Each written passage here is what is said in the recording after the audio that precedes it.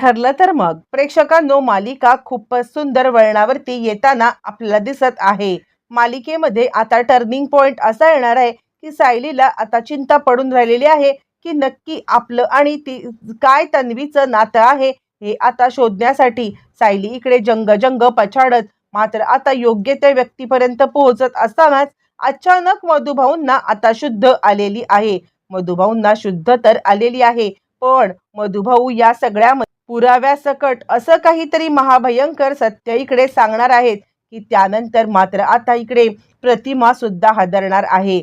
मुळातच मधुभाऊंची भेट घेण्याची आयडिया किंवा मधुभाऊंना सगळं विचारण्याची आयडिया प्रतिमाचीच असते, कारण प्रतिमाला असं काहीतरी जाणवलेलं आहे की त्यामुळे ती आता सायलीला घेऊन इकडे मधुभाऊंच्या इथे आलेली आहे आणि त्यांच्या हातात पेन आणि पेपर, जे सत्य आहे ते सत्य लिहून घेण्याचा प्रयत्न तिने आता केलेला आहे. आणि जे मधुभाऊंनी सत्य आता सांगितलंय आणि त्यानंतर खऱ्या अर्थाने मालिकेचा खूप मोठा आता ट्विस्ट समोर आलेला आहे. नक्की काय घडलंय, कसं घडलंय आणि त्या इकडे आता प्रियाच्या बाबतीत दुसरी महाभयंकर गोष्ट घडलेली आहे. ही दुसरी महाभयंकर गोष्ट प्रियाला पूर्णपणे आतून उद्ध्वस्त करून टाकणार आहे आणि ते म्हणजे इकडे आता ज्या आपल्या अश्विनने कोर्टामध्ये दिलेलं ॲप्लिकेशन. असं अश्विनने कोर्टामध्ये काय ॲप्लिकेशन दिलंय की ज्यामुळे प्रियाचे आता धाबे दणाणलेले आहेत आणि प्रिया या सगळ्यामध्ये आता अडकत चाललेली आहे. नक्की काय घडलंय, कसं घडलंय या व्हिडिओमध्ये पाहूया, अजिबात चुकवू. इकडे आपण पाहिलं की सायलीने तो आवाज ऐकलेला आहे आणि तो आवाज ऐकल्यावरती ती आता पुन्हा पुन्हा प्रतिमा आत्याला विचारायला लागते की प्रतिमा आत्या, ही खरंच तन्वीची कॅसेट आहे का? ही खरंच तन्वी आहे का छोटी? असं विचारल्यावरती प्रतिमा म्हणते, का ग, काय झालं? म्हणजे तुला आता इकडे असं का वाटतंय की आता मी तुला दुसरी काहीतरी कॅसेट ऐकवीन? यावरती ती म्हणते, नाही प्रतिमा आत्या, मला आता का कुणास ठाऊक पण असं विचारावंसं वाटलं. ती आता पूर्णपणे काहीच प्रतिमाला सत्य सांगायला मागत नाही, कारण उगाचच या सगळ्यामध्ये जर का आता प्रतिमा त्या गडबडल्या किंवा त्यांना असं काहीतरी समजलं आणि त्यानंतर त्यांना वाईट वाटायला नको म्हणून ती काहीच बोलत नाहीये. आणि त्यानंतर प्रतिमा मात्र विचार करते, सायली, काही प्रॉब्लेम आहे का? तू आता इतकी का घाबरलेली आहेस? यावरती सायली म्हणते, नाही प्रतिमा, त्या घाबरलेली नाहीये मी, मला आपलं असंच विचारावंसं वाटलं. असं सायली जरी आता म्हणत असली तरी प्रतिमाला लक्षात आले काहीतरी गडबड आहे. सायलीच्या ह्या प्रेग्नन्सीमध्ये तिला आता त्रास होतोय का? तिला कसला त्रास होतोय? प्रतिमाला उगाच चिंता लागून राहिले आणि इकडे सायली चिंता करते आहे. ती सांगते, हा आवाज तर माझाच आहे, मला आता तो सारखा आवाज लहानपणी म्हणजे हा आवाज माझाच होता असं मला का वाटतंय? मी लहानपणी असंच बोलायचे, मला का वाटतंय हे सगळं? कारण आता हा आवाज मी मधुभाऊंकडे गेल्यावरती सुद्धा आता ह्याच आवाजामध्ये कित्येक वेळेला शुभम करोती वगैरे आता म्हटलेलं आहे. आणि असं असताना हा आवाज तन्वीचा कसा काय असू शकतो? नाही नाही, काहीतरी माझ्यासोबत चुकीचं घडतंय का? कोण या प्रश्नांची उत्तरं देऊ शकेल असा मात्र ती विचार करते. आणि त्याच वेळेला आपली प्रतिमा सुद्धा आता आपल्या लेकीसाठी देवाच्या इथे मंदिराच्या इथे आलेली आहे. आणि मंदिराच्या इथे आल्यावरती मग आता इकडे प्रतिमा देवासमोर हात जोडून उभी आहे आणि हात जोडून उभी राहत प्रतिमा आता इकडे देवाला साकडं घालत आहे आणि ती देवाला सांगत आहे, काय चाललंय? म्हणजे आता माझ्या मनामध्ये सतत तन्वीच्या बद्दलचे असे काही विचार येत आहेत आणि त्यामुळे मला असं वाटतंय की मी आता सायलीच्या बाबतीत काही अन्याय करते का? मला आता सतत असं वाटते की माझी तन्वी असती तर आज इतकीच असती, माझ्या तन्वीला अर्जुनपती म्हणून मिळाला असता, हे करून मी सायलीच्या बद्दल आता अन्याय करते का? काय होतंय आणि सायलीला हा कसला त्रास होतोय?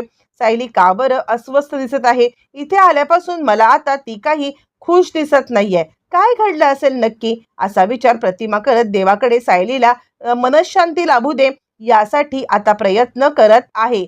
पण त्याच वेळेला मात्र आता तिला कळत नाहीये की या सगळ्यामध्ये काय करू? सायलीशी बोलून घेऊ का? आणि ती सायलीकडे येते. सायली, मला सांग ना, तू का विचारलंस की आता हा आवाज कुणाचा आहे? सायली म्हणते, प्रतिमा आत्या, तुमच्यापासून काय लपवू मी? मी जेव्हापासून हा आवाज ऐकलाय ना तेव्हापासून मला सतत असं वाटतंय की मी सुद्धा लहानपणी अशीच बोलायचे.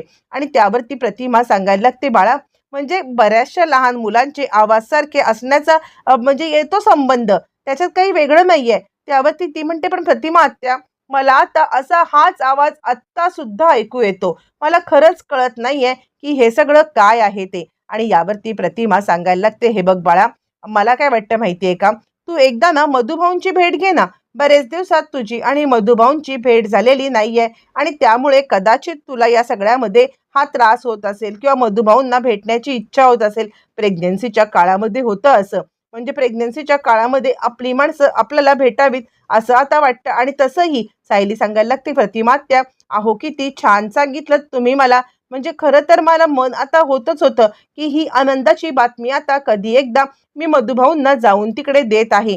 पण आत्ताच्या आत्ता मी मधुभाऊंच्या इकडे जाते. यावरती प्रतिभा सांगायला लागते, थांब सायली, तू आत्ता नको जाऊस, मी आहे ना. आपण एक काम करूया, आपण आता दोघी जणी जाऊया. मी पटकन आटपते आणि आटपल्यावरती मी आता निघत आहे.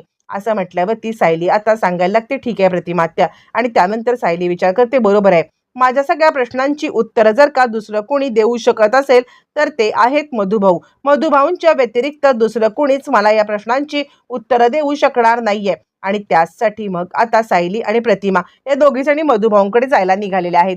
बरं, तोपर्यंत प्रेक्षक इकडे आता आपण पाहिलं की सचिनला जेलमध्ये टाकण्यात आलेलं आहे. सचिनला जरी जेलमध्ये टाकण्यात आलं तरी आपण पाहिलंय की त्यांनी आता अस्मिताला ऑलरेडी धमकी दिलेली आहे की आता तर खरा अध्याय सुरू झालेला आहे. अस्मिताला तर असं वाटतंय किंवा बाकी सगळ्या घरच्यांना असं वाटतंय की सचिन हा चॅप्टर तर आपण क्लोज करून टाकलेला आहे. पुन्हा त्या सचिनच्या वाटेला जायचं नाहीये किंवा पुन्हा त्या सचिनला या सगळ्यामध्ये आता इकडे भेटायचं नाहीये. पण सचिनने आपण पाहिलं की त्याच वेळेला धमकी दिलेली आहे की हा तर आत्ता सुरू झालेला मॅटर आहे, यानंतर आता मी काय करेन ते माहीत नाहीये. आणि सचिनने ताबडतोब भेट घेतली, ती म्हणजे साक्षीची. साक्षीला समजलेलं आहे की सचिनला जेल झाले. मुळातच आता साक्षीने प्लास्टिक सर्जरी करून घेतलेली आहे. मोस्टली तिचे सगळे सेशन कंप्लीट झालेले आहेत आणि प्लास्टिक सर्जरी करून आता ती सचिनकडे आलेली आहे. आणि मुळातच ती टेस्ट घेते आहे की सचिन आपल्याला ओळखतोय किंवा नाही ओळखतोय. आणि त्यानंतर सचिनच्या समोर येऊन ती उभी राहिलेली आहे. ज्या वेळेला सचिनच्या समोर येऊन ती उभी राहते आणि सचिन सांगतोय, कोण आहात तुम्ही? आणि त्यावरती ती सांगायला लागते, असं काय करताय, मी तुमची वकील. यावरती तो म्हणतो, मला वकील कुणी नेमलंय? आणि त्यावरती ती सांगायला लागते, साक्षी शिकरे यांनी. यावरती तो म्हणतो, काय, साक्षी शिकरे यांनी? यावरती त्या का नाही आल्या? त्यावरती ती सांगायला लागते, काही नाही, त्यांनी तर आता प्लास्टिक सर्जरी केलेली आहे ना. आणि त्यावरती सचिन, एक मिनिट साक्षी, तू जरी प्लास्टिक सर्जरी केली असलीस ना तरी मी तुझा आवाज ओळखलाय. पण काय हुबेहूब झाले ग, म्हणजे आता कोणीच तुला ओळखू शकत नाहीये. म्हणजे तू या सगळ्यामध्ये आता उजळ माथ्याने वावरू शकतेस हा, पण तुझा आवाज मात्र ओळखू येत आहे. या आवाजावरून मी तुला ओळखलेलं आहे आणि त्या आवाजाचं तुला काहीतरी करायला पाहिजे. यावरती ती म्हणते, माझं डॉक्टरांशी बोलणं झालंय, आता बघूया, जर का ही घशाचं छोटं मोठं ऑपरेशन करून आवाजामध्ये थोडाफार बदल करण्यात आला तर मात्र करणार आहे. सचिन म्हणतो, व्हेरी गुड, आता मात्र इथून मला पहिलं बाहेर काढ. आणि त्यावरती साक्षी म्हणते, त्यासाठी मी आलेली आहे, आता मी तुला बाहेर काढणार, पण मी फोकसमध्ये येणार नाहीये. नाहीतर मी साक्षी शिकरे आहे कोर्टामध्ये. आता इकडे तुझं आणि साक्षीचं अफेअर सिद्ध झाले आणि मी जर का हे केलं तर मला मी पकडली नक्कीच जाणार. असं म्हटल्यावरती सचिन म्हणतो, ठीक आहे, बरं आता तो सांगायला लागतो, अण्णांचं काय चाललंय ते बघ जा. अण्णा या सगळ्यामध्ये आता इकडे सत्संगच्या मार्गाला लागलेत. यावरती ती म्हणते, बघते मी अण्णा काय म्हणतायत ते. साक्षी निघून गेलेली आहे. सचिन विचार करतो, चला ही आले ना म्हणजे आता नक्कीच मला इथून बाहेर काढणार, असा सचिन बिनधास्त झालेला आहे. बरं, तो इकडे आता प्रतिमाने अर्जुनला कॉल केलाय. अर्जुन, तू एक काम कर ना, तू मधुभाऊंना घेऊन मधुभाऊंच्या इकडे आता सायलीला घेऊन जा. तिला सायलीला मधुभाऊंच्या इथे सोड, मी मागून येत आहे. असं म्हटल्यावरती मग आता अर्जुन सांगतो, ठीक आहे. आणि तो सायलीला सांगायला लागतो, प्रेग्नन्सीची न्यूज तुला मधुभाऊंना द्यायची असेल ना. यावरती सायली मधुभाऊंकडे आले आणि त्यानंतर अर्जुन आणि सायली आता डॉक्टरांना विचारायला लागतात, काय झालं, आता मधुभाऊंची तब्येत कशी आहे? त्यावरती डॉक्टर म्हणतात, अहो मधल्या काही काळामध्ये तुम्ही आलातच नाहीत ना. यावरती सायली म्हणते, आमच्याच घरात एक मोठं कांड चालू होतं. आता प्रिया हे प्रकरण चालू झालेलं असतं, त्यानंतर लगेचच सचिन हे प्रकरण चालू झालेलं असतं, त्यातच सायलीची प्रेग्नन्सी, तिला होणारा त्रास, अस्मिताचा डिवॉर्स, म्हणजे प्रियाचं नाटकं आणि त्याचमध्ये पूर्णाजीची नाटकं, या सगळ्यामुळे आता मधुभाऊंकडे यायला इकडे सायलीला जमलेलंच नसतं आणि सायलीला या सगळ्याचा खूपच आता त्रास व्हायला लागतो. आणि ती म्हणते, सॉरी डॉक्टर, म्हणजे आमच्याकडून खूप मोठी चूक झालेली आहे. आम्ही खरं तर यांना भेटायला यायला पाहिजे होतं. काही झालंय का, त्यांची तब्येत बिघडले का, आमच्यामुळे त्यांना काही त्रास झालाय का? यावर डॉक्टर म्हणतात, नाही, तुम्ही गोष्टी ऐकून तर घ्या.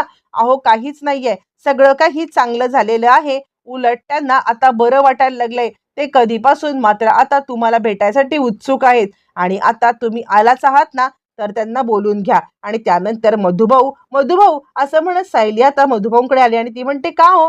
हे का रिस्पॉन्ड करत नाहीयेत?" आणि यावरती डॉक्टर सांगायला लागतात, "हे बघा मॅडम, ते आता रिस्पॉन्ड करतील. पण आता कसं आहे ना, एकदम नाही करणार. ते एकदम घडाघडा बोलू नाही शकणार. ते आता हाताने म्हणजे हळू लिहायला वगैरे लागलेले आहेत. त्यांना आता पेन वगैरे दिला ना, तर ते लिहू शकतात. पण थोडा वेळ द्या.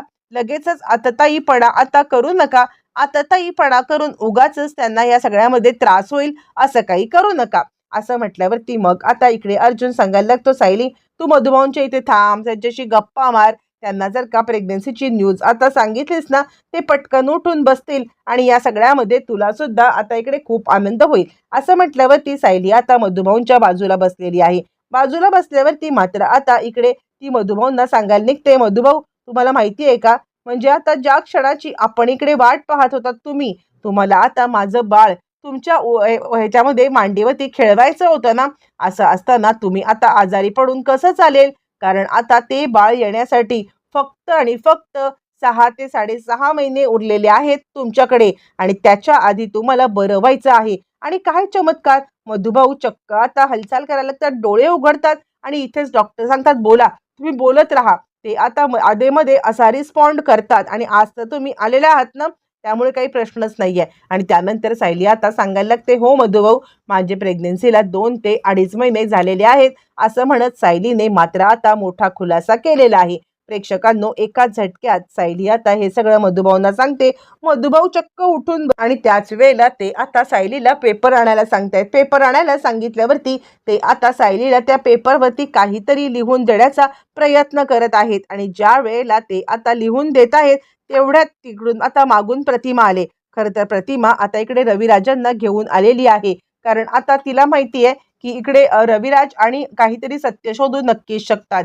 म्हणून आता ती इकडे घेऊन आलेली आहे रविराजांना. ज्या वेळेला ती रविराजांना घेऊन आले, रविराज बाहेरच्या साईडला थांबलेले आहेत. प्रतिमा आतमध्ये आली आणि त्यावरती सायली आता सांगायला लागते, "मधुभाऊ, काय तुम्हाला सांगायचंय? मधुभाऊ बोलू शकत नाहीत, हे तर डॉक्टरांनी आधीच सांगितलेलं आहे." आणि त्यानंतर मग आता मधुभाऊंच्याकडे पेन आणि पेपर दिलाय. मधुभाऊ जे काही लिहितायत ते आता सायली वाचत आहे आणि सायलीचा आवाज मागून प्रतिमा ऐकत आहे. आणि त्याच वेळेला मग आता मधुभाऊ सांगायला लागतात, "ती जी घरामध्ये घुसलेली प्रिया आहे ना, ती आता प्रिया नाहीये.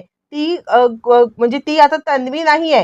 ती आता खोटारडी मुलगी आहे, बबली लोखंडे." असं म्हटल्यावरती मग आता सायली सांगायला लागते, "हो मधुभाऊ, आम्हाला माहिती आहे. आम्हाला तिला जेलमध्ये पाठवलेलं आहे. आम्ही तिची रवानगी जेलमध्ये करून टाकलेली आहे आणि ती जेलमध्ये आता सडत पडलेली आहे. पण मधुभाऊ, तुम्ही एक गोष्ट सांगू शकाल का?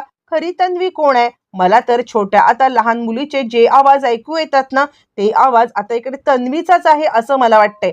आणि का कुणास ठाऊक मला आता असं वाटत आहे, की हा आवाज माझाच आहे का? मधुभाऊ बोला ना. मला आता ह्या प्रेग्नन्सीमुळे आता असं झालंय ना, की मला असं वाटतंय, की काय खरं, काय खोटं?